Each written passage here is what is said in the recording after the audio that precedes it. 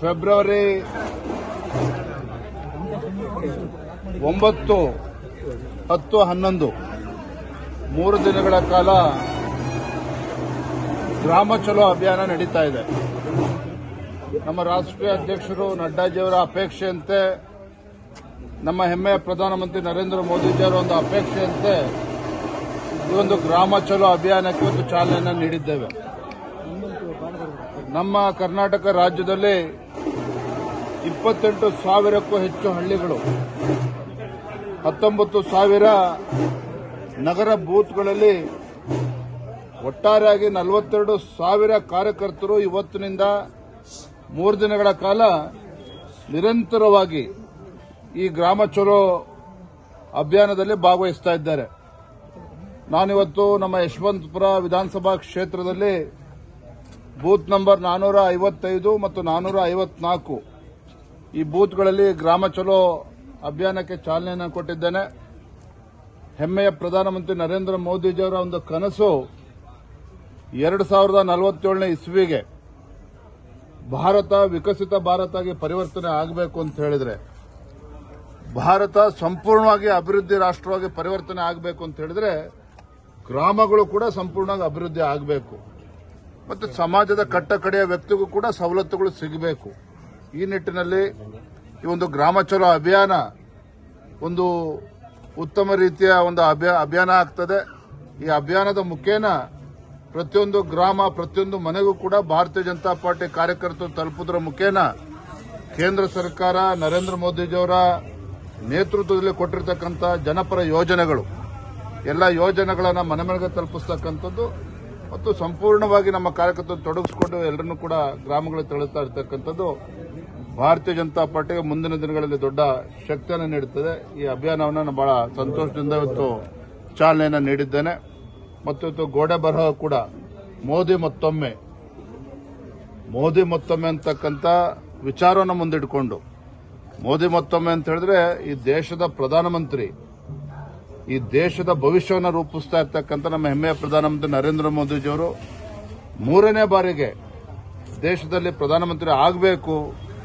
ಏನು ಕಳೆದ 10 ವರ್ಷದಲ್ಲಿ ಮಾಡ್ತಾ ಇರ್ತಕ್ಕಂಥ ಅಭಿವೃದ್ಧಿ ಕೆಲಸ ಕಾರ್ಯಗಳು ದೇಶದ ಕಟ್ಟಕಡೆಯ ವ್ಯಕ್ತಿಗೂ ಕೂಡ ತಲುಪಬೇಕು ಅನ್ನೋ ನಿಟ್ಟಿನಲ್ಲಿ ಕೇವಲ ಇದು ಭಾರತೀಯ ಜನತಾ ಪಾರ್ಟಿ ಕಾರ್ಯಕರ್ತರ ಆಶಯ ಅಲ್ಲ, ಈ ದೇಶದ ಪ್ರತಿಯೊಬ್ಬರೂ ಕೂಡ ಮೋದಿಯವರು ಮತ್ತೊಮ್ಮೆ ಪ್ರಧಾನಮಂತ್ರಿ ಆಗಬೇಕು.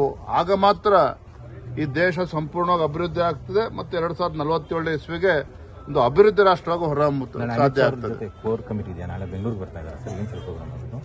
ಅಮಿತ್ ಶಾ ಜಿಯವರ ಕಾರ್ಯಕ್ರಮ ಕೊಂಚ ಬದಲಾವಣೆ ಆಗಿದೆ.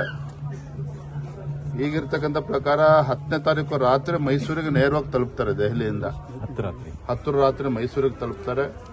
11 ಬೆಳಗ್ಗೆಯಿಂದ ಚಾಮುಂಡಿ ಬೆಟ್ಟ ತಾಯಿಯ ದರ್ಶನ ಪಡೆದುಕೊಂಡು ವಿವಿಧ ಕಾರ್ಯಕ್ರಮದಲ್ಲಿ ಭಾಗವಹಿಸಿ ಮತ್ತೆ ಸಂಜೆ ಸುತ್ತೂರು ಜಾತ್ರೆಯಲ್ಲೂ ಕೂಡ ಭಾಗವಹಿಸ್ತಾರೆ. ಸಂಜೆ ಭಾರತೀಯ ಜನತಾ ಪಾರ್ಟಿ ಕಾರ್ಯಕರ್ತರ ಸಭೆನೂ ಕೂಡ ಅದನ್ನು ಚರ್ಚೆ ನಡೀತಾ ಇದೆ. ಸರ್, ಈಗ ಸಿದ್ದರಾಮಯ್ಯವರ ಮಾಂಸಾಹಾರ ಸೇವನೆ ಮತ್ತೆ ವಿವಾದ. ನಿನ್ನೆ ಮಧ್ಯಾಹ್ನ ದೆಹಲಿಯಲ್ಲಿ ಖರ್ಗೆ ಅವರ ನಿವಾಸದಲ್ಲಿ ಮಾಂಸಾಹಾರ ಸೇವನೆ ಮಾಡಿ ನಿನ್ನೆ ರಾತ್ರಿ ಜಗದ್ಗುರುಗಳು, ಸುತ್ತೂರು ಜಗದ್ಗುರುಗಳ ಗದ್ದುಗೆಗೆ ಭೇಟಿ ಕೊಟ್ಟಿದ್ದಾರೆ. ಸರ್, ಕಾಂಗ್ರೆಸ್ ಸಿದ್ದರಾಮಯ್ಯ ಸೇರಿ ಕಾಂಗ್ರೆಸ್ ನಾಯಕರುಗಳು ಇದು ಬಹಳ ದುರಾದೃಷ್ಟ. ಸಿದ್ದರಾಮಯ್ಯನವರು ರಾಜ್ಯದ ಮುಖ್ಯಮಂತ್ರಿಗಳು ಅನ್ನೋದನ್ನು ಎಲ್ಲೋ ಒಂದು ಕಡೆ ಮರಿತಾ ಇದ್ದಾರೆ ಅಂತಕ್ಕಂಥದ್ದು ನನ್ನ ಭಾವನೆ. ಮತ್ತು ಇದು ಮೊದಲ ಬಾರಿ ಏನಲ್ಲ, ಹಲವಾರು ಸಂದರ್ಭದಲ್ಲಿ ಈ ರೀತಿ ಘಟನೆಗಳು ಪುನರಾವರ್ತನೆ ಆಗ್ತಾ ಇರ್ತಕ್ಕಂಥದ್ದು. ನೋಡಿ, ಮುಖ್ಯಮಂತ್ರಿಗಳು ಅಥವಾ ಸಿದ್ದರಾಮಯ್ಯನವರು ಅವರು ದೇವರ ಬಗ್ಗೆ ಎಷ್ಟು ಭಕ್ತಿ ಭಾವನೆ ಇಟ್ಕೊಂಡಿದ್ದಾರೆ ಅದು ಬೇರೆ ಮಾತು.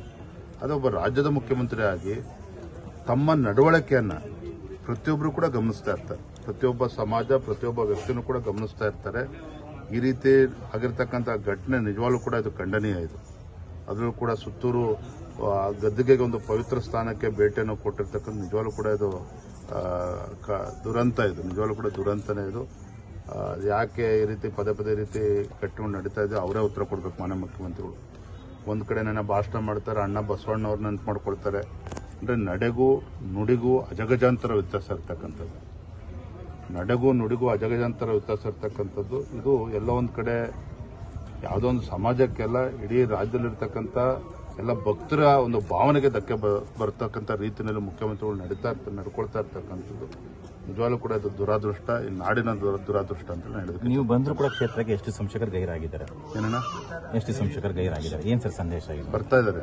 ಸ್ವಲ್ಪ 10 ನಿಮಿಷ ಬಿಟ್ಟು ಪ್ರಶ್ನೆ ಕೇಳಿದ್ರೆ ಉತ್ತರ ಸಿಗುತ್ತೆ. ಸರ್, ಇನ್ನೊಂದು ಟೈಮ್ಸ್ ನಾವು ಸರ್ವೆ ಮಾಡಿದೆ ಸರ್. ಕರ್ನಾಟಕದಲ್ಲಿ ದೋಸ್ತಿ ಪಕ್ಷಗಳು 23, ಕಾಂಗ್ರೆಸ್ 5, ಅಂದ್ರೆ 23 ಅಂದ್ರೆ 2 JDS, 21 ಬಿಜೆಪಿ ಸೇರಿ ಇಷ್ಟು ಬರುತ್ತೆ ಅಂತ ಹೇಳಿದ್ದಾರೆ. ದೇಶದಲ್ಲಿ ಬಿಜೆಪಿ ಮಾತ್ರ 323 ಗಳಿಸುತ್ತೆ ಅಂತ ಸರ್ವೆನಲ್ಲಿ ಬಂದಿದೆ ಸರ್. 23 ಇಡೀ ದೇಶದಲ್ಲಿ ನರೇಂದ್ರ ಮೋದಿಜಿಯವರ ಪರವಾದಂಥ ಒಂದು ಅಲೆ ಎಲ್ಲ ಕಡೆ ನಾವು ನೋಡ್ತಾ ಇದ್ದೇವೆ. ಸಹಜವಾಗಿ ಕರ್ನಾಟಕ ರಾಜ್ಯದಲ್ಲೂ ಕೂಡ ವಾತಾವರಣ ಇವತ್ತು ಭಾರತೀಯ ಜನತಾ ಪಾರ್ಟಿಯ ಪರವಾಗಿ ನಿರ್ಮಾಣ ಆಗಿದೆ. ನರೇಂದ್ರ ಮೋದಿಜಿಯವರು ಮೋದಿ ಮತ್ತೊಮ್ಮೆ ದೇಶದ ಭವಿಷ್ಯದ ದೃಷ್ಟಿಯಿಂದ ಅಂತೇಳಿ ಜನರಿಗೆ ಮನವರಿಕೆ ಆಗಿದೆ. ಕರ್ನಾಟಕ ರಾಜ್ಯದಲ್ಲಿ ನಮ್ಮ ಮುಂದೆ ಇರತಕ್ಕಂಥ ಗುರಿ ಎಲ್ಲ ಕ್ಷೇತ್ರಗಳನ್ನು ಭಾರತೀಯ ಜನತಾ ಪಾರ್ಟಿ JDS ಒಗ್ಗಟ್ಟಾಗಿ ಗೆಲ್ಲಬೇಕು ಅಂತಕ್ಕಂಥದ್ದು. ಒಂದಂತೂ ನಿಮಗೆ ಭರವಸೆ ಕೊಡ್ತೇನೆ, 28 ಕ್ಷೇತ್ರಗಳ ಮತ ಎಣಿಕೆ ನಡೀತಕ್ಕಂಥ ಸಂದರ್ಭದಲ್ಲಿ ಒಂದೊಂದು ಸೀಟು ಗೆಲ್ಲೋದಕ್ಕೂ ಕೂಡ ಕಾಂಗ್ರೆಸ್ನವರು ಪರಿತಪಿಸ್ತಾರೆ. ಆ ರೀತಿ ವಾತಾವರಣ ಈಗಾಗಲೇ ನಿರ್ಮಾಣ ಆಗಿದೆ. ನಮಗಂತೂ ಸಂಪೂರ್ಣವಾಗಿ ವಿಶ್ವಾಸ ಇದೆ. ಒಂದು ಕಡೆ ನಮ್ಮ ಕಾರ್ಯಕರ್ತರು ಇವತ್ತು ರಣೋತ್ಸಾಹದಲ್ಲಿದ್ದಾರೆ, ಮತ್ತೊಂದು ಕಡೆ ಮತದಾರರು ಬಹಳ ಉತ್ಸಾಹದಲ್ಲಿದ್ದಾರೆ ಮೋದಿ ಮತ್ತೊಮ್ಮೆ ಅನ್ನುವ ವಿಚಾರದಲ್ಲಿ. ನಮಗೆ ವಿಶ್ವಾಸ ಇದೆ, ಭಾರತೀಯ ಜನತಾ ಪಾರ್ಟಿ ಮತ್ತು JDS ಇಬ್ಬರು ಒಟ್ಟಾಗಿ ಒಂದಾಗಿ ನಮ್ಮ ಅವತ್ತು ಹೇಳ್ತೇನೆ, we will have 100% strike rate ಎಲ್ಲ. TV12 ಕನ್ನಡ, ಇದು ಕನ್ನಡಿಗರ ಧ್ವನಿ.